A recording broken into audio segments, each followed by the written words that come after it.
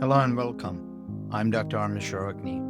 In many years as a geriatric oncologist, I have had thousands of conversations with patients and their families. But there is one question that every single time is asked, it stops everything. It doesn't matter if the clinic room is bustling or quiet.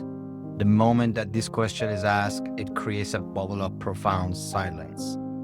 It hangs in the air, heavy with a lifetime of experience, worries, and quiet hopes. Patient sitting across from me looks me in the eyes and asks, "How long do I have, doc? How long do I have, doc?" Today, I want to talk about that question, not as a simple request for a timeline, but as the beginning of one of the most profound conversations we can have in medicine. It's a question that deserves more than just a number. It deserves a symphony of caring conversations. When a senior patient asks this, it's a pivotal moment in our relationship. What I've learned is that they are rarely just asking for a date on the calendar. They are offering us a key to their deepest concerns.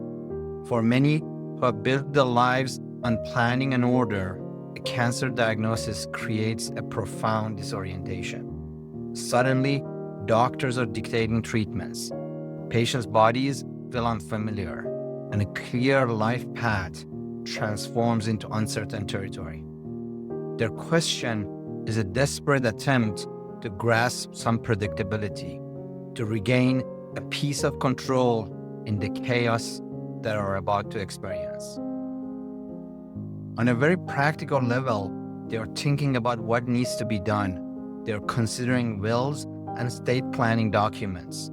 They are thinking about organizing finances and insurance to plan for potential care costs.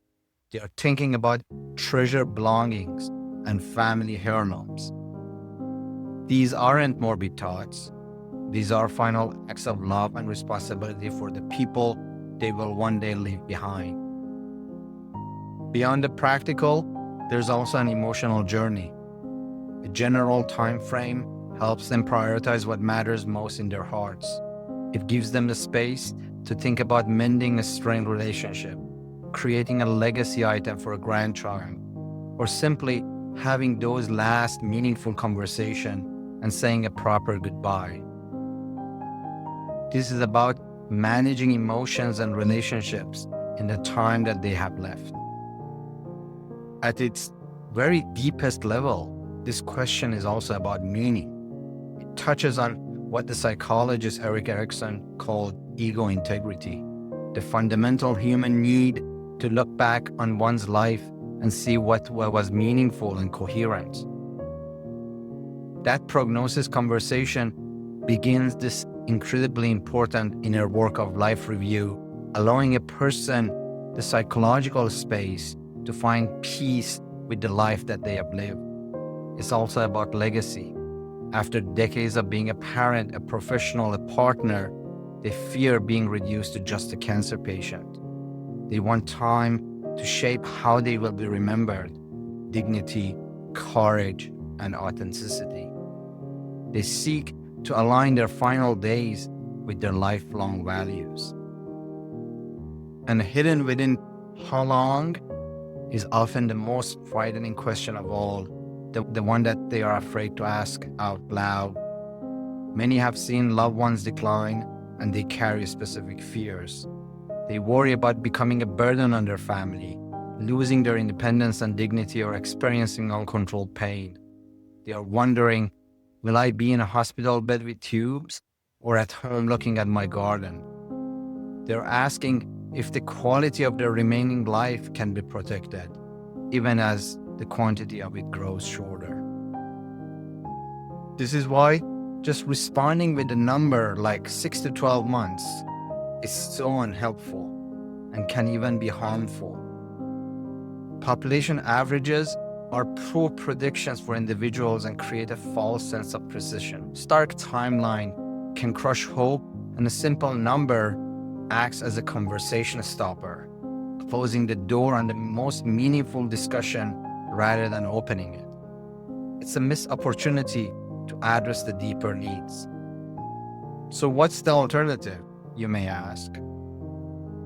We must transform that single question into an ongoing dialogue. First, we create what I call a sacred moment. We stop everything else. We put down our notes, turn our body toward the patient, and make eye contact. And we can say something like, "That's the most important and bravest question that you can ask right now. Thank you for trusting me with it. Let's talk about it." This honors their courage and builds additional trust. Second, we gently shift the focus from calendar days to their life story. We explain that the statistics are limited, and then we ask, what's most important to you right now? What are you hoping for? If attending a grandchild's wedding is the priority, we align our medical decisions to support that specific goal.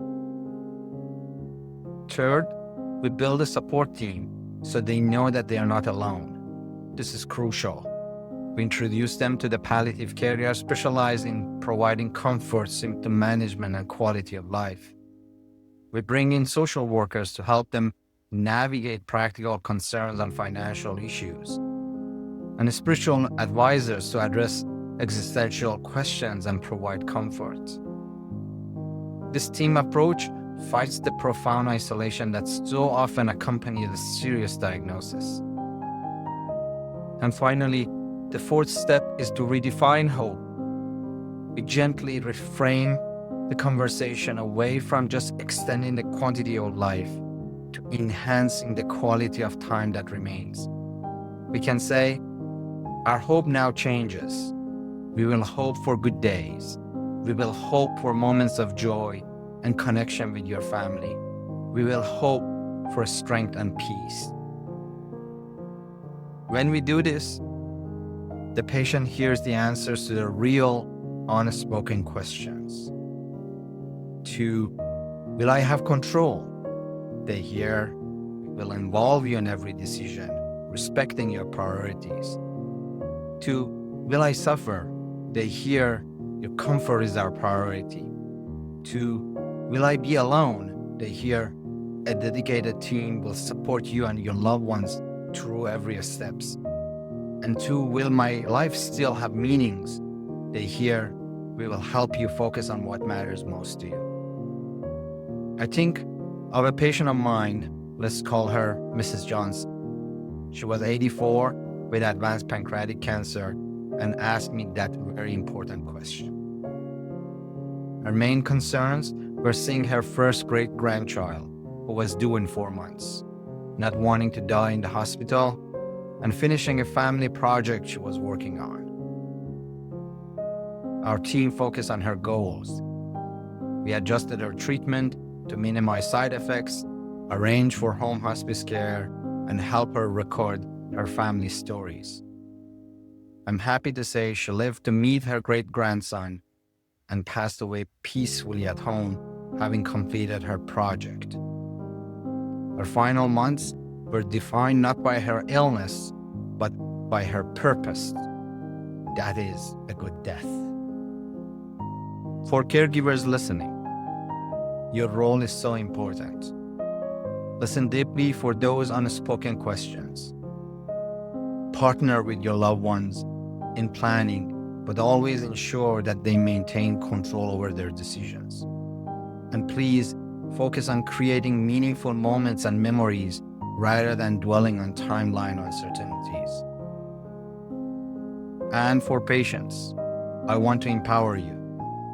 Ask your team, what might the course of this illness look like? Or how can we plan for different possibilities? Be open about your fears and what matters most to you.